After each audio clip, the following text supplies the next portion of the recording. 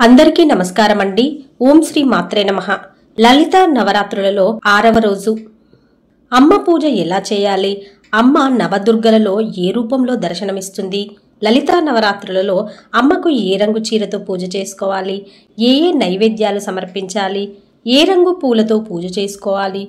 6వ రోజు విశిష్టత ఏమిటి? తదితర వివరాలన్నింటినీ ఈ వీడియోలో షేర్ చేస్తున్నాను ఫ్రెండ్స్.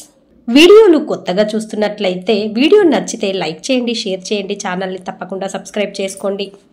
ప్రథమం శైలపుత్రీ చ, ద్వితీయం బ్రహ్మచారిణి, తృతీయం చంద్రఘంటేతి, కూష్మాండేతి చతుర్దకం, పంచమం స్కందమాతేతి, షష్ఠీంచం కాత్యాయనీతి చ.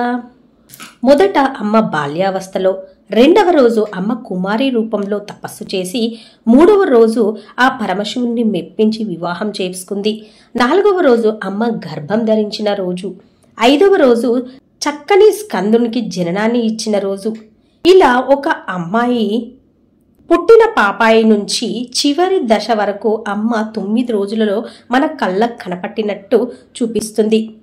ఇక అమ్మ తన ఆవిర్భావం ఎందుకు జరిగింది అని ఆలోచిస్తుంది. ఈ దశలో ఏ పని కోసం తన ఈ రూపంలో జన్మించారో అమ్మ ఆలోచించుకుంటుంది. అమ్మ కాత్యా మహర్షి అనే మహర్షికి జన్మించి కాత్యాయనిగా మారింది.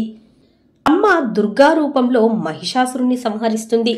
మహిషుడు అనే రాక్షసుణ్ణి వధించి మహిషాసుర మర్దిని అయ్యిందమ్మ.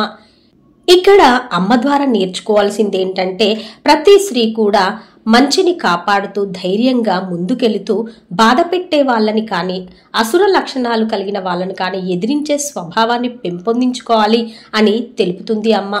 లలితా నవరాత్రులలో 6వ రోజు నవదుర్గల రూపంలో అమ్మని, షష్ఠి రోజు కాత్యాయని అమ్మగా పూజిస్తాము. లేదంటే లలితా పరమేశ్వరి రూపంలో కూడా లలితా నవరాత్రులలో పూజించుకోవచ్చు. వివాహం జరగని వారు కాత్యాయని వ్రతం చేసినట్లయితే తప్పకుండా వివాహం జరుగుతుంది. అమ్మకు పరమన్నం, పాయసం నైవేద్యంగా సమర్పించవచ్చు. ఏప్రిల్ 4 శుక్రవారము లలితా నవరాత్రులలో 6వ రోజు. అమ్మ అవతారము కాత్యాయని దేవి అమ్మవారు. ఈ రూపంలో అమ్మ మహిషాసురుని వధించి మహిషాసుర మర్దిని అయింది. ఆమె ధైర్యానికి, ధర్మానికి, న్యాయానికి ప్రతిరూపంగా ఉంటుంది. ఈరోజు అమ్మవారికి తేనె, పండు మరియు పూలు సమర్పించుకోవాలి. ఓం దేవి కాత్యాయన్యే నమః అని గాని, ఓం లలితా త్రిపుర సుందరి దేవ్యై నమో నమః అని గాని, లేదంటే ఓం శ్రీ మాత్రే నమః అనే మంత్రాన్ని పఠించుకుంటూ అమ్మకు పూజ చేసుకోవాలి. ఈరోజు ధరించవలసిన రంగేంటంటే ఆకుపచ్చ. ఆకుపచ్చ వస్త్రం ధరించి అమ్మకు పూజ చేసుకుంటే చాలా మంచిది. ఆకుపచ్చ రంగు పెరుగుదల మరియు సంతానోత్పత్తిని సూచిస్తుంది. సామరస్య మరియు పునరుద్ధరణను ప్రోత్సహిస్తుంది.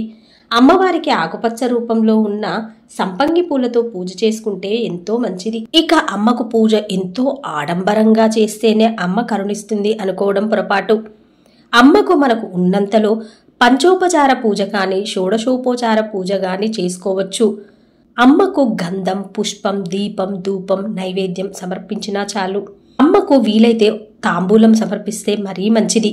అమ్మకు వడపప్పు పానకం అంటే చాలా ఇష్టమండి.